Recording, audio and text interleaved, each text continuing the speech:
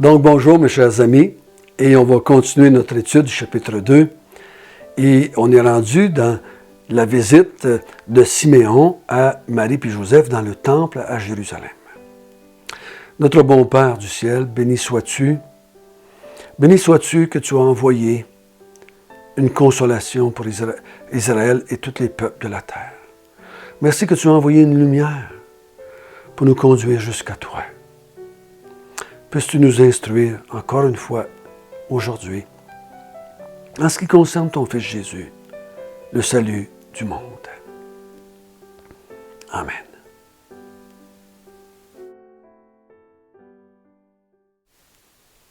On a vu jusqu'à date que Luc écrit à Théophile pour que Théophile soit sûr de ce qu'il a entendu. Il l'avait entendu, l'Évangile, mais n'était pas certain de tout ce qu'il avait entendu était vrai.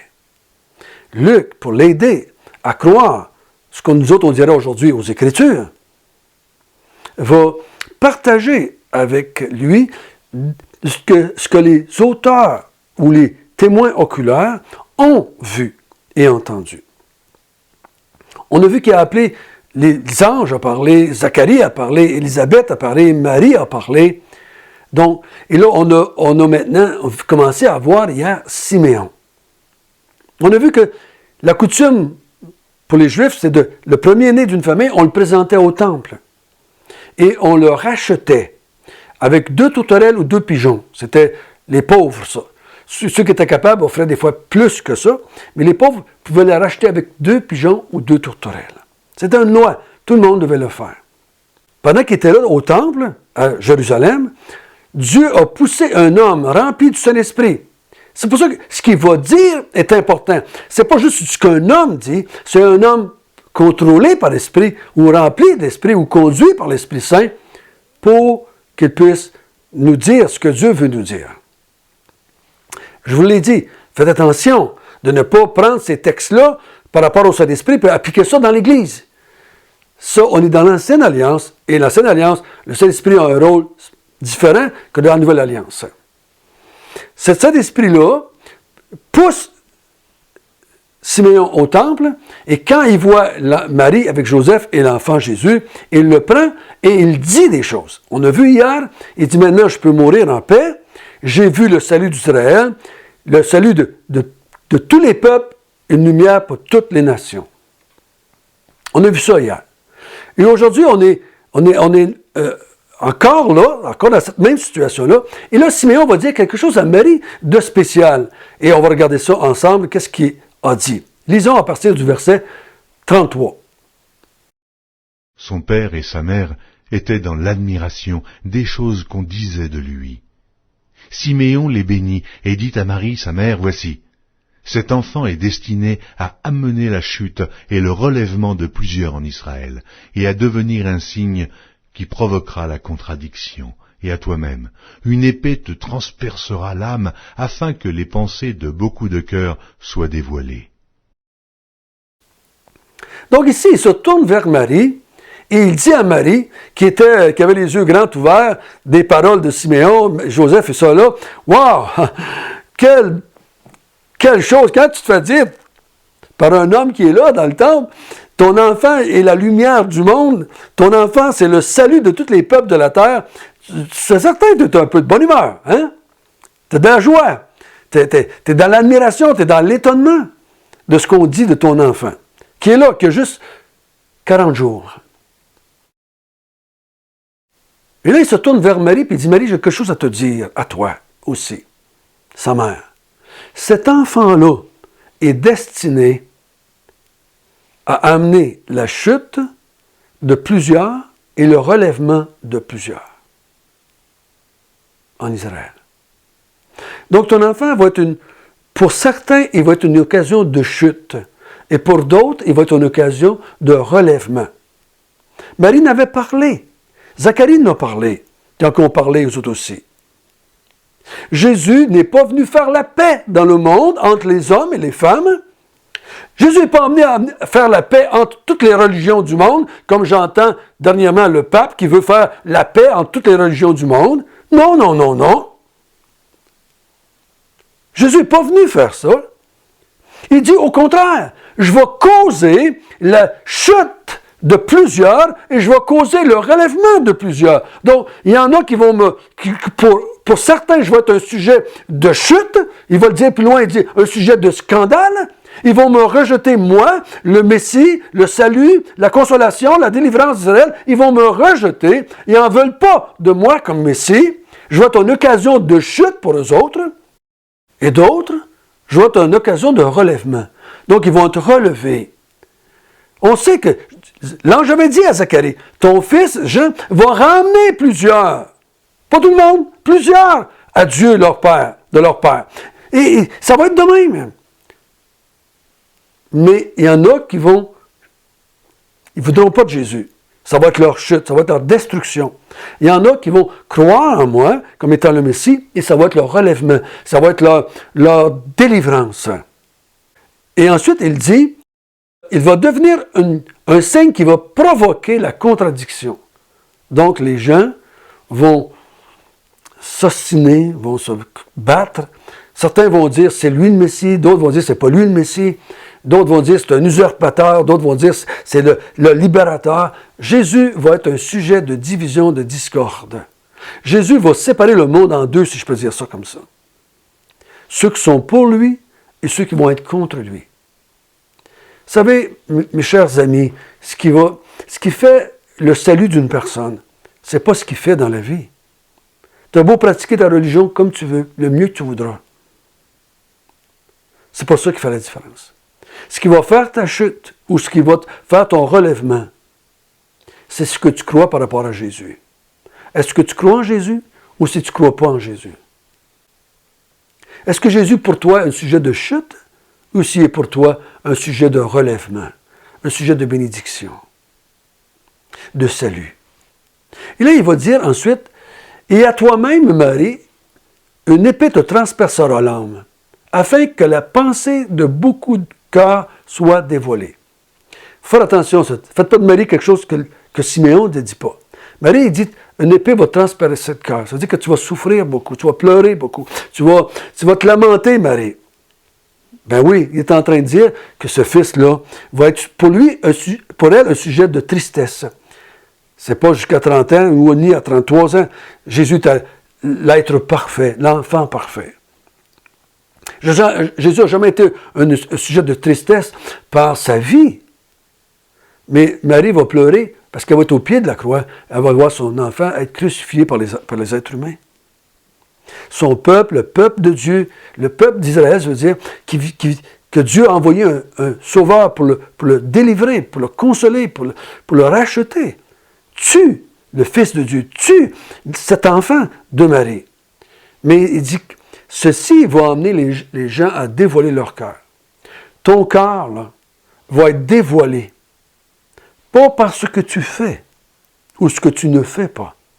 C'est pas ce que tu fais, ce que tu ne fais pas, ce que tu dis, ce que tu ne dis pas, qui te dit si tu as un bon cœur ou un mauvais cœur. C'est ce que tu penses de Jésus. Ce que tu penses de Jésus dévoile ton cœur. Par rapport à Dieu, bien entendu.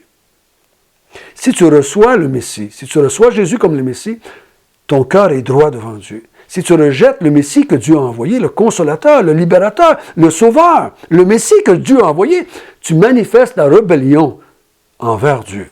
Tu reçois le Messie, tu manifestes que ton cœur est soumis, obéissant à Dieu. Tu rejettes le Messie, tu es un cœur désobéissant, un cœur en rébellion, un cœur qui est contre Dieu. Voyez-vous, c'est Jésus qui peut te sauver ou qui peut te délivrer. Lui peut être pour toi un sujet de salut ou un sujet de condamnation. C'est ça que Siméon dit ici. Maintenant, lisons le restant, le verset 36 jusqu'à 38, pour voir ce qu'une autre femme, pas une autre femme, mais une autre personne dit de Jésus. Il y avait aussi une prophétesse, Anne, fille de Phanuel, de la tribu d'Azer. Elle était fort avancée en âge, et elle avait vécu 7 ans avec son mari depuis sa virginité. Restée veuve et âgée de 84 ans, elle ne quittait pas le temple, et elle servait Dieu nuit et jour dans le jeûne et la prière. Étant survenue, elle aussi, à cette même heure, elle louait Dieu, et elle parlait de Jésus à tous ceux qui attendaient la délivrance de Jérusalem. Luc appelle juste un autre témoin, Anne la prophétesse. Ici, le texte ne nous dit pas qu'Anne était remplie du Saint-Esprit, mais c'est sous-entendu. Un prophète dans l'Ancien Testament, on se souvient, tout se passe dans l'Ancien Testament ici. Là. On n'est pas dans la Nouvelle Alliance. On est sous l'Ancienne Alliance, et ça se passe dans le temple, et Jésus est né sous la loi, sous l'Ancienne Alliance. Et cette femme-là, elle est une prophétesse, donc conduite par l'Esprit de Dieu, et là, il la nomme Anne, fille de Phanuel, de la tribu d'Azer. Tout le monde la connaît, elle a passé sa vie dans le temple. Donc, c'est une femme digne de confiance. C'est une femme que tout le monde connaît. Et quand elle parle, les gens écoutent. Elle est reconnue comme étant une prophétesse de la part de Dieu. Donc, c'est une femme qui a vécu 7 ans avec son mari. Et après, quand il est mort, elle ne s'est pas remariée. Elle est restée seule. Elle a passé sa vie dans la prière, dans le jeûne, dans le temple de Dieu. C'est pas pour ça qu'il l'a choisie. C'est pas pour ça qu'il l'a choisie. Souvenons-nous, tous ces hommes et ces femmes, comme Siméon, ils attendent un Messie, un Sauveur. Parce qu'ils ont besoin d'être sauvés, comme Marie, elle a dit. Je me réjouis dans Dieu, mon Sauveur. Zacharie parle de son Sauveur. Dieu est son Sauveur, donc Zacharie a besoin d'être sauvé.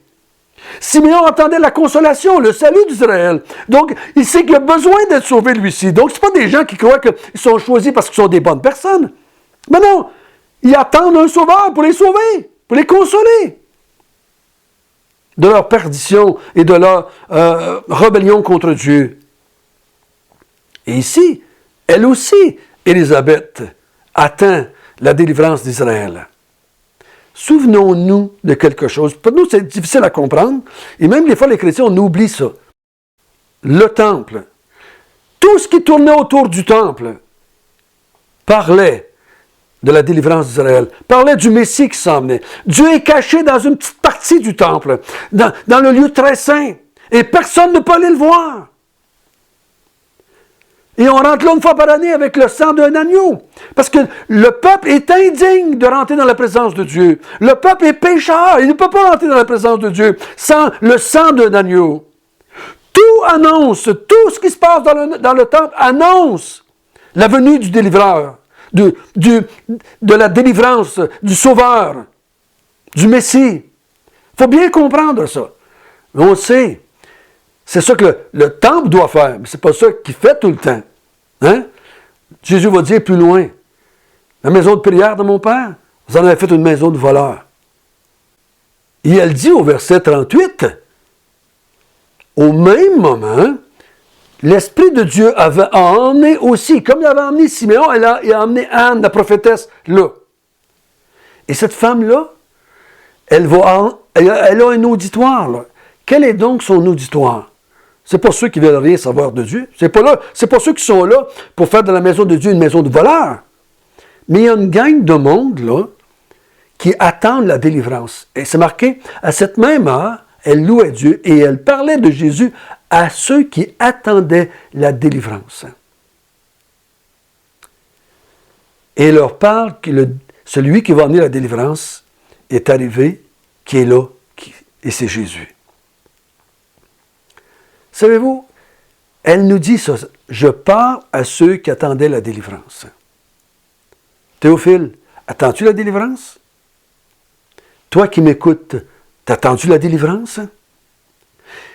Attends-tu d'être consolé comme Siméon?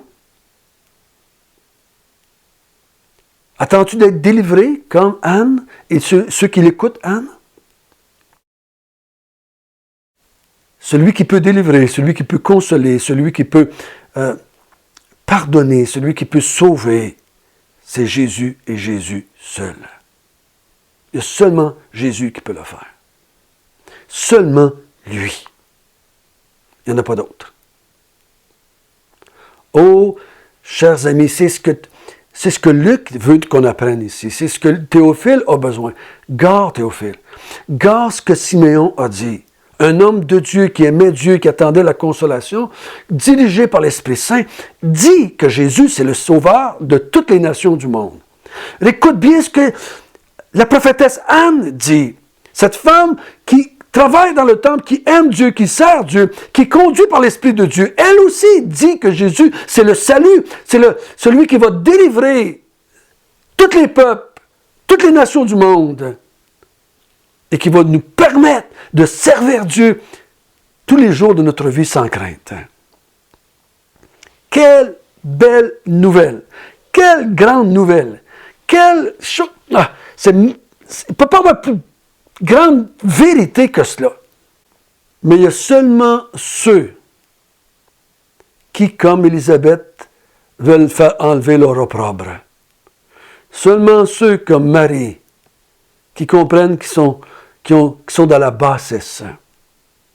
Seulement ceux comme Zacharie, qui attendent le soleil levant, qui attendent la délivrance, qui attendent d'être délivrés de leurs ennemis.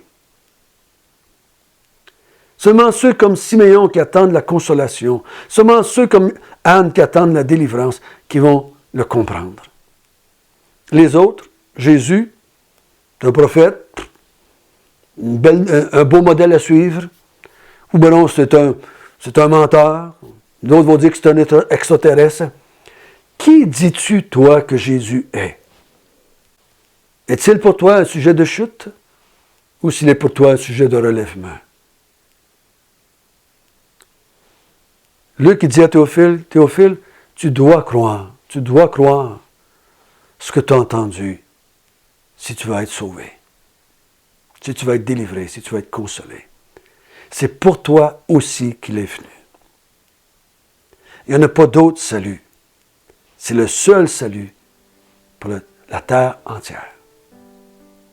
Notre bon Père du ciel, merci que par Siméon et par Anne, tu nous dis, qui est cet enfant qui est né dans une crèche, dans une étable? Qui est-il? Il est le sauveur du monde. Il est la consolation de la terre entière. Il est la lumière du monde. Il est celui qui va délivrer le monde de leurs péchés, de leur rébellion, de leur mort spirituelle, de leur aveuglement spirituel, de leur noirceur spirituelle. Oh notre Dieu, merci. Merci que tu as agi pour te créer un peuple de serviteurs et de servantes. Au nom de Jésus, Amen.